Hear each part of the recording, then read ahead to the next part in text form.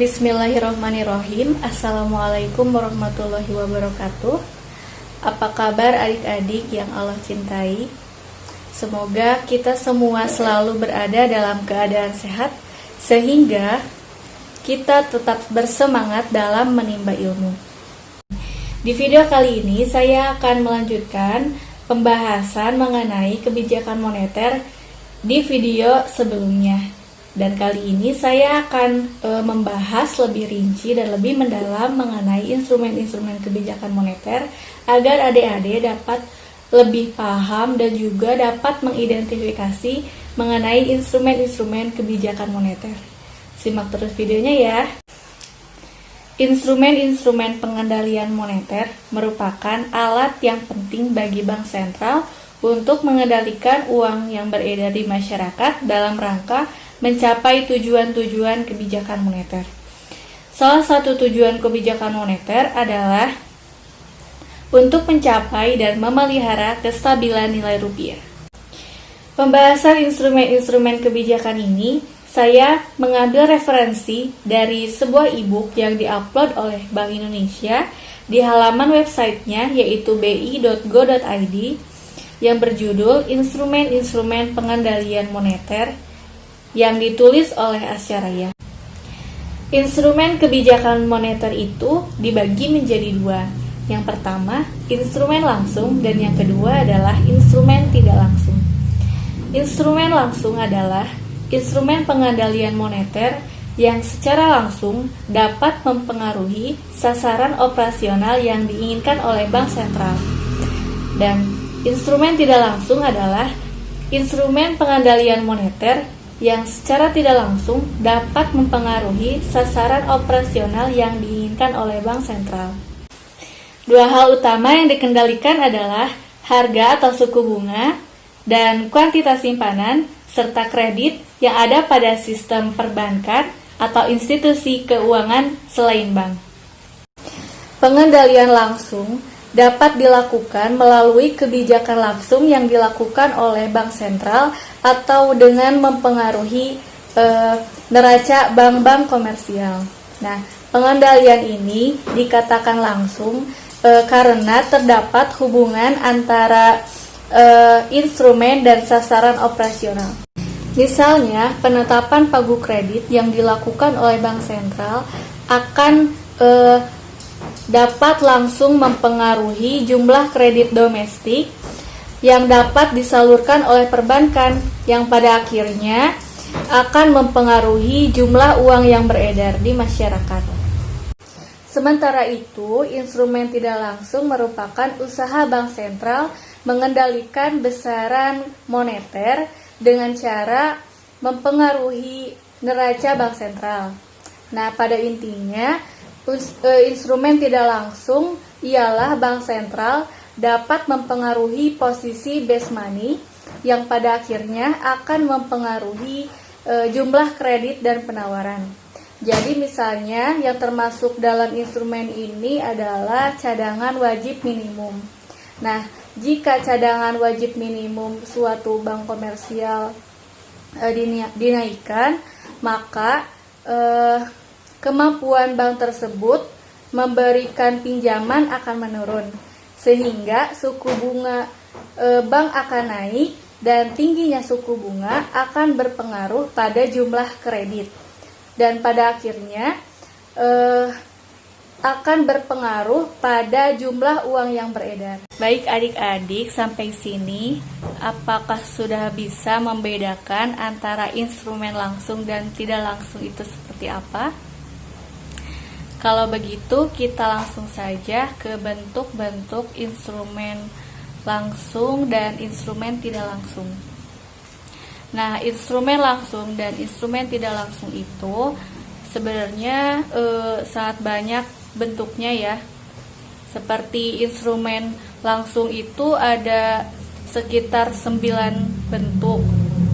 Nah, namun di sini saya akan membahas hanya yang sering banyak digunakan saja atau secara umum digunakan oleh bank sentral dalam mengeluarkan kebijakan moneter. Bentuk instrumen yang termasuk ke dalam instrumen langsung yang secara umum dilakukan atau dikeluarkan oleh Bank Sentral dalam melaksanakan kebijakan moneter itu meliputi 1. Pengendalian suku bunga, 2. pagu kredit, dan 3. Kredit program atau kredit khusus. Sementara itu, instrumen tidak langsung yang secara umum digunakan oleh Bank Sentral adalah yang pertama, operasi pasar terbuka, dan yang kedua, cadangan primer atau cadangan wajib minimum, dan yang ketiga adalah fasilitas pendanaan jangka pendek atau fasilitas diskonto. Bentuk instrumen langsung yang pertama adalah penetapan suku bunga.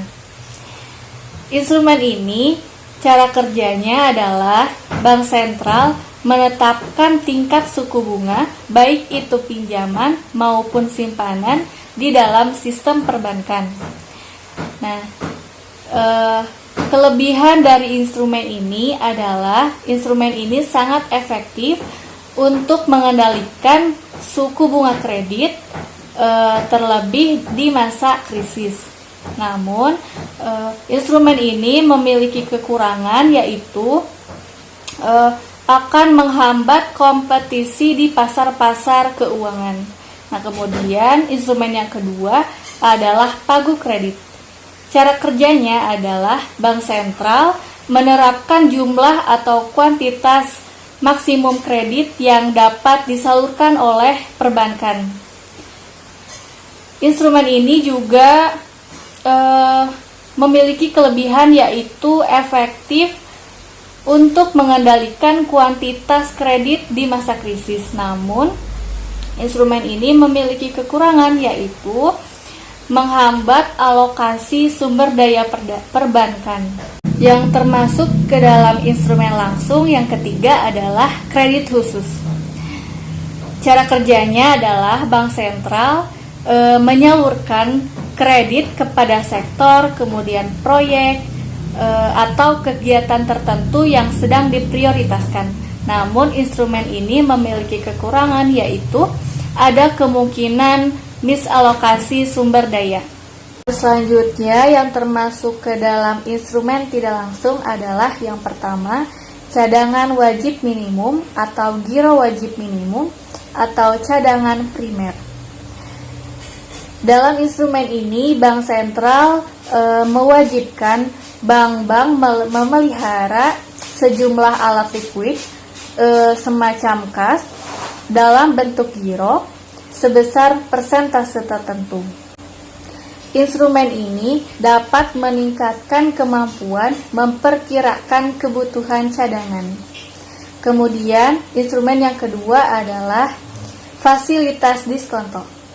Dalam hal ini, Bank Sentral memberikan fasilitas pinjaman dan menetapkan tingkat diskonto surat berharga Bank Sentral.